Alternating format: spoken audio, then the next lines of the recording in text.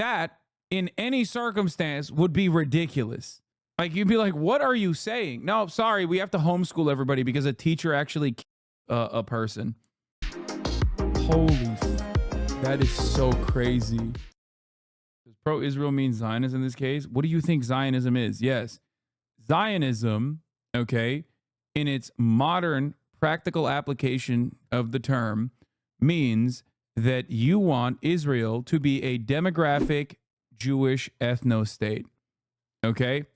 Some people might, on the aesthetic ground, some people might actually have an issue with, like, the apartheid.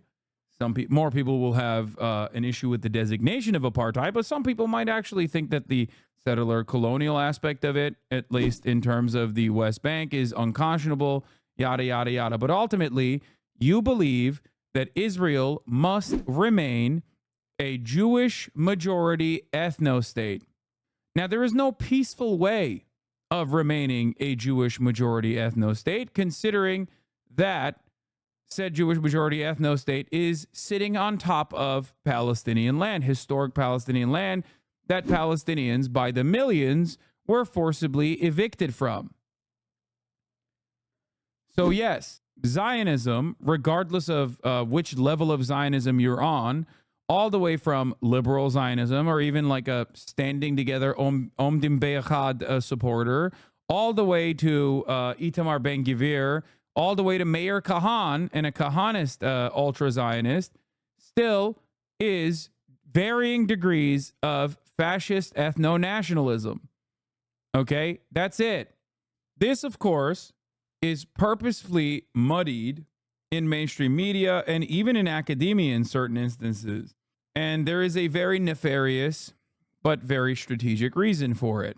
If Zionism has a million different definitions, you can get away with being like, well, all Jews believe in Zionism, and therefore you must hate Jews if you are an anti-Zionist.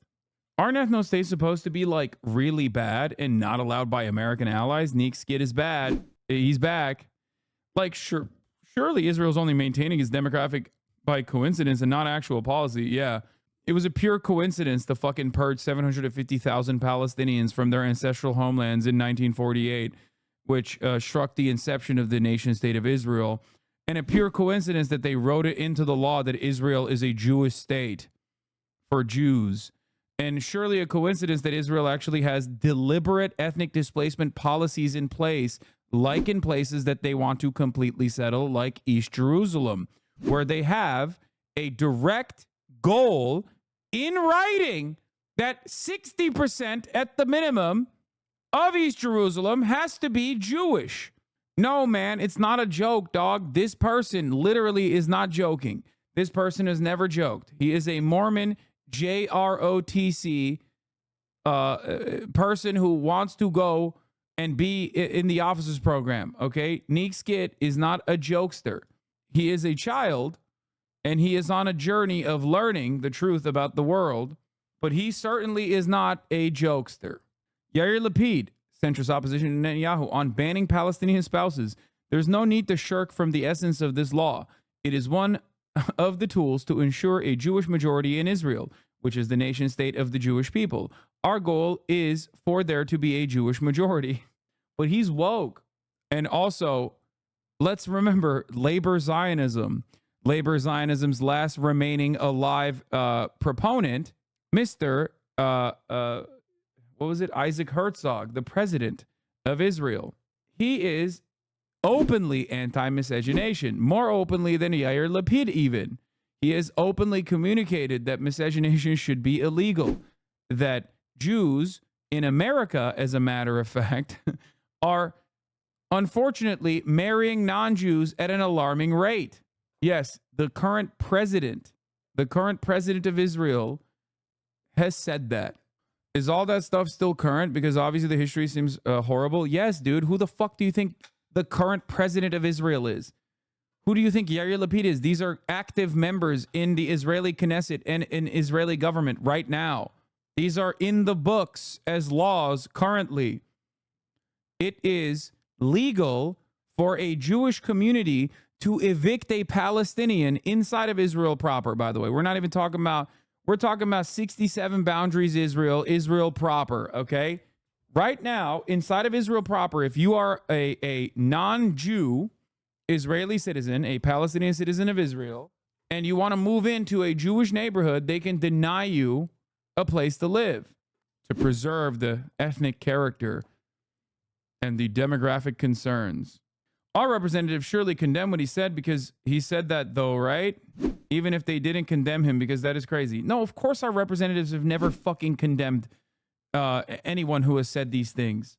This kind of shit that happens in Israel. Okay. Neek Skit, you're in here every day. I know for a fucking fact that you have seen me cover the pro-rape protest that took place.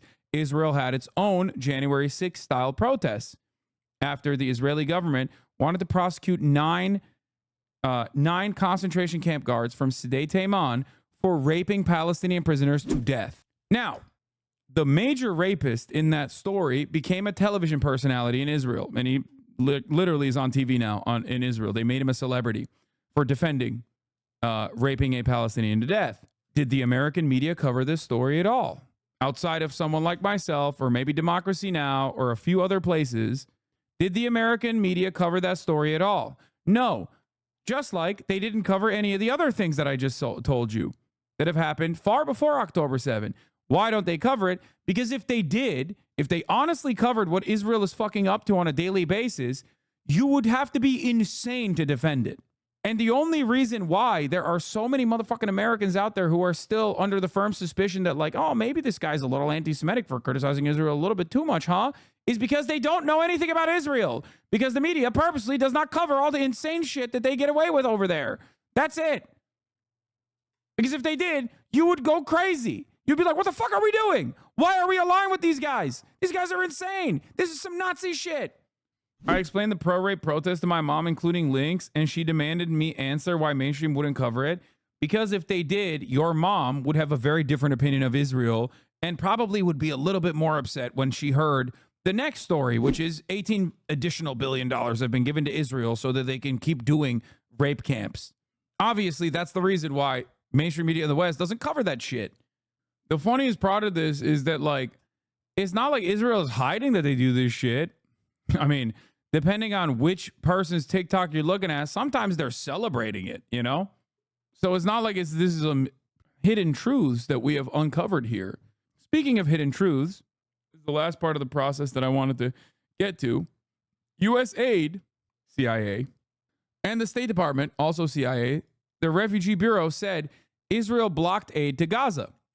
But Blinken told Congress the opposite, so they wouldn't have to heed U.S. law that had forced cutting off weapons to Israel. As in, the Biden-Harris administration is complicit in war crimes. These are leaked documents that ProPublica found, investigated, and reported on. This is a news story. I'm not holding my breath that the New York Times will be writing about it anytime soon. This is ProPublica. It is the most reputable outlet in investigative reporting in the Western world, okay?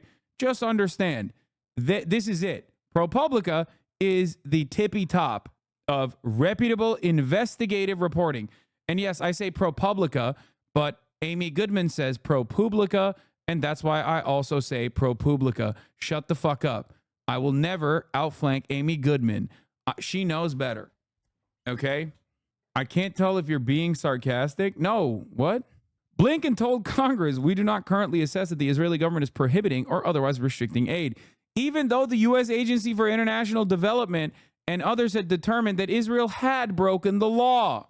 The U.S. Agency for International Development delivered its assessments to the Secretary of State Anthony Blinken, and the State Department's Refugees Bureau made its stance known to top diplomats in late April.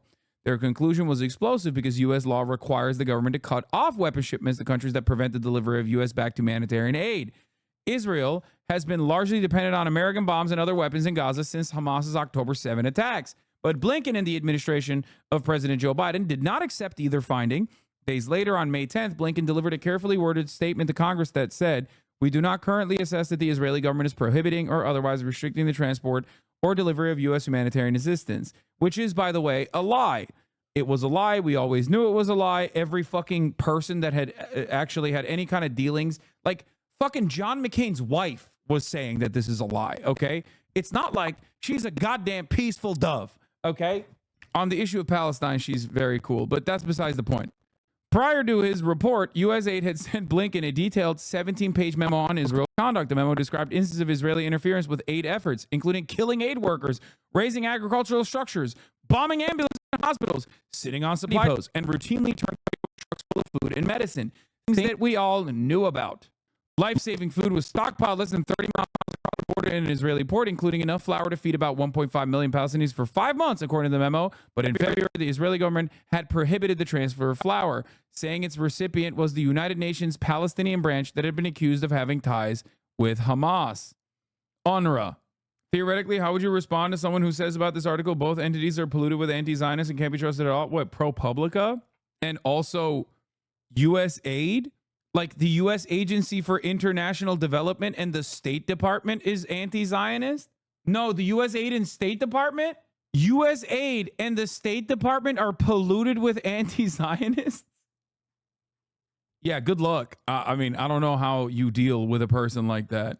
Has it been proven that the UNRWA slander was false? Yes, dude. What are you talking about? Since like the second day that the statement came out. Anytime Israel says something, they immediately walk it back like a couple hours later. The original number was 13. They immediately walked it back because they were like, okay, maybe it was actually 7. And then the number like reduced down to, I think, 2 or something. And the allegiances were so fucking weak. I was double checking. I'm sure it was. Yeah, it's just completely fucking made up. Also, UNRWA has 13,000 people working for it. 13,000. This is Felix's take, but even in a partially legitimate country, Blinken would be facing a criminal trial. It's like saying we have to abolish public education because one teacher murdered someone. That, in any circumstance, would be ridiculous. Like, you'd be like, what are you saying? No, sorry, we have to homeschool everybody because a teacher actually killed a person. Like, what do you mean? 13,000 people work for UNRWA. Every single employee is directly, like every single employee's background is checked, and also the employee names go through the Israeli Palestinian health registry, like their actual the Palestinian civil registry that Israel has. Okay, you cannot go into Gaza without Israel knowing. Okay, you cannot work inside of Gaza without Israel giving you the final go-ahead. Every single Palestinian human rights organization that currently actively works inside of Gaza are given the go-ahead by COJAT. Yeah, the UNRWA libel was made the day after the ICJ ruled Palestinians have a plausible right not to be genocided. Yeah, USAID, by the way. The U.S. Agency for International Development is engaged in many conflict zones around the world. I want to begin with some news today, specifically out of a ProPublica report today. Samantha Power. The U.S. Agency for International Development is engaged in humanitarian work across many of the conflict zones. They're literally the fucking, this is the CIA. I need you to understand something.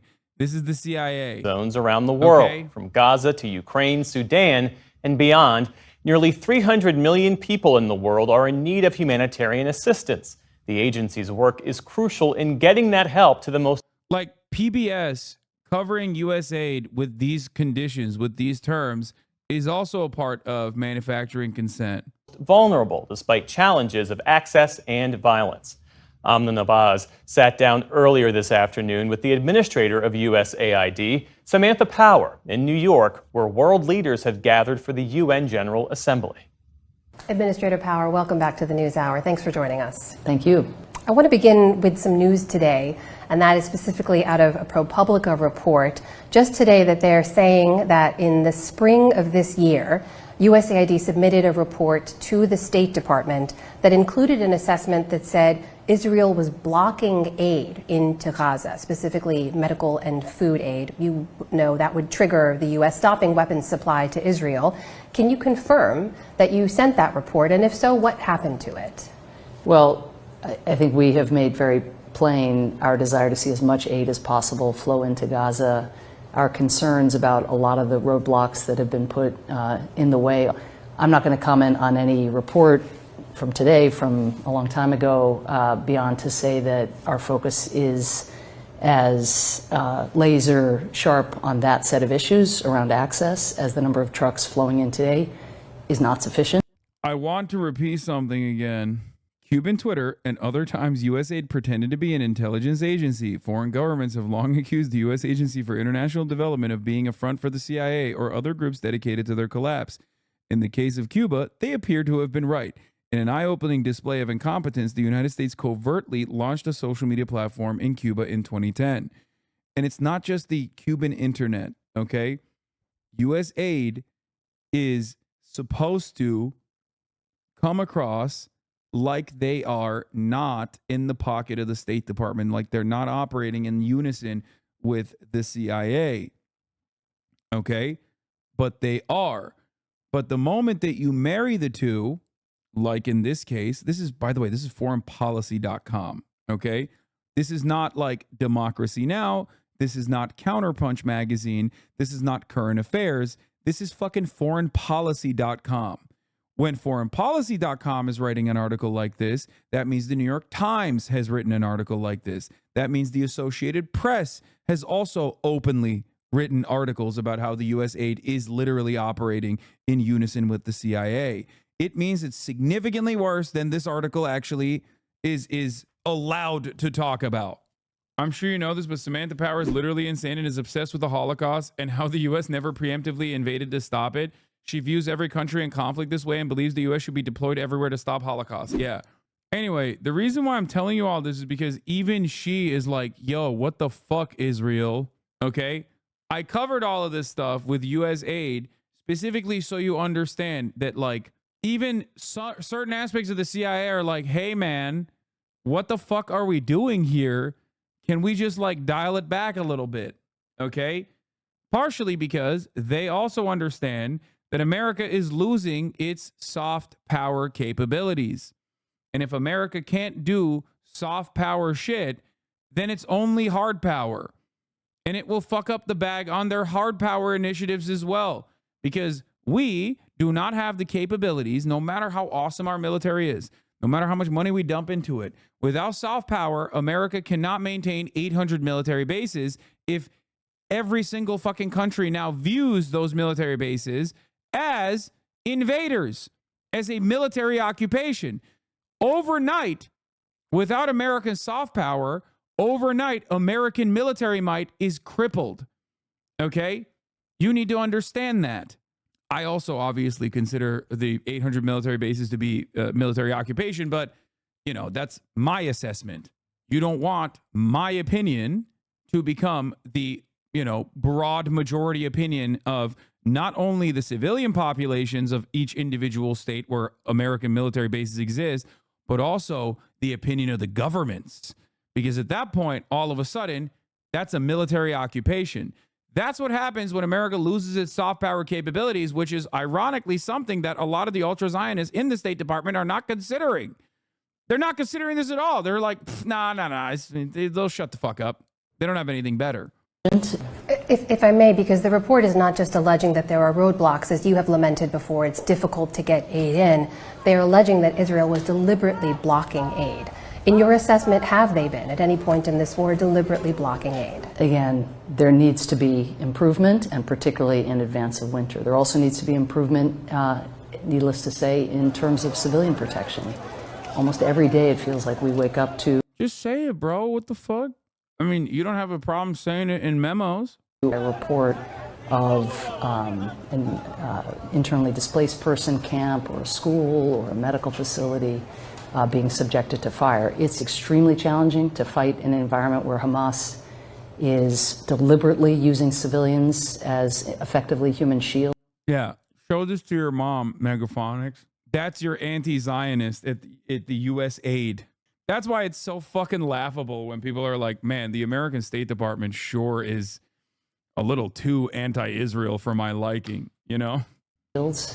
But she's like, bro, that was supposed to be inside conversations. Why did you guys go ahead and leak that memo? Okay. Yeah, when I'm having an inside conversation with Anthony Blinken, I'm going to be like, hey, what the fuck are you doing? But now if I have to defend that on the outside to the public, I have to fucking defend Israel. Duh. Because the analysis that I just brought forward in terms of America's soft power capabilities diminishing is something that the State Department absolutely is worried about. There are obviously reasonable people there who want to maintain America's hegemonic superpower status, who recognize that they can't really do that if everyone fucking hates America, because America is like letting Israel run loose all around the fucking globe. This is precisely the reason why I've been saying, like, there are naysayers in the State Department. They are not anti-Zionist, okay? They're not. They simply understand if Israel is let loose, then everyone's going to be like, what the fuck are you guys doing? What do you mean you want to be the world police? Look at what the fuck you're doing in Gaza. The responsibility. It's also additionally funny in a not so funny way, but like it's ironic, I guess, if you could find humor in this, when this conversation is happening so close to like America's moral posture against Russia, uniting the entire globe against Russia. If you are wondering why so many global South nations are pro-Russia and don't give a fuck about Ukraine, this is the reason. Because America's fucked those countries up. So they see Russia as the only fucking power that is actually trying to say fuck you to America through military means. They're wrong, and what Russia is doing is wrong. But if you want to understand why, like, there's random fucking countries of the global South that are like kind of pro-Russia, that's where this anger and resentment and animosity comes from. Okay? What do you think? Again, on every professional military is to fight in a manner that minimizes the harm to civilians. As we speak here today, of course, the conflict seems to be expanding as well. There have been some leaders who are expressing concern about the way in which Israel is. It literally is the enemy of my enemy is my friend as a principle. Like, if you look at Russia's actions without thinking of the human toll, and you don't think about the human toll at all in Ukraine, if you're a nation that has been absolutely gutted by America, because you're like, why the fuck do I care about Ukraine? I got my own problems to worry about. And if you look at it from that perspective, you're like, oh, finally someone is like sticking it to the man a little bit after years and years of us getting stuck. And that is the reason why there's so many countries of the global South that are finding themselves in allegiance with Russia, despite its obvious unjustifiable actions in Ukraine. Now waging war in Lebanon. The UNICEF chief said yesterday that reports of 24 children in Lebanon among the hundreds dead, and she urged people to adhere to international humanitarian law. Can you offer your assessment of the way in which Israel is waging this war? Are they adhering to international law? Watching the risk of escalation and expansion of a conflict that has already displaced tens of thousands of people on the Israeli side, on the Lebanese side, on top of the crisis we were just talking about in Gaza with all of the human. Of course it should be identical. Hasan isn't saying that Russia shouldn't be scrutinized for their actions in Ukraine. He's saying that the U.S. State Department should have the same smoke for Israel and their genocide. Yes. And consequences of that, it would be catastrophic. And so all of our diplomacy, again, is invested in trying to contain this conflict. That is what this week at the UN is about, is pressing the parties. I always mean to ask where you get the 800 military bases number. I agree with you. I think the official number is like, what, 740 or something? Like, it's an exaggeration. It's definitely not 200, unless you're like straight up. It depends on how you calculate a military base. Yeah, it's 750 in at least 80 countries. There's also obviously like, you know, we're not even talking about the covert bases. There are around 750 U.S. military bases in at least 80 countries, though Al Jazeera says the number may be even higher, as not all data is published by the Pentagon. Many U.S. military bases were built after World War II when the U.S. took positions of the global leader and peacekeeper in and around Japan and Germany. I mean, that number is not including black sites. 800 is official. The actual number is close to 1,000 if you count gray bases. Those are that are seemingly civilian but have military properties. Covert bases are another factor. I don't know where you got the 200 number from. Yeah, the rest of the world has 30 bases put together. Yeah, China has 2 military bases, overseas military bases. 2. From this, large bases are bases defined as military installations larger than 4 hectares or worth more than $10 million. These typically have an excess of 200 U.S. military personnel. There are 439, or 60% of the U.S. foreign bases fall under this category. The secret ones are in Albania. No, there's a shit ton of black sites in Egypt and Romania and other parts of Eastern Europe. Those are places where you get, I mean, those are like a house though.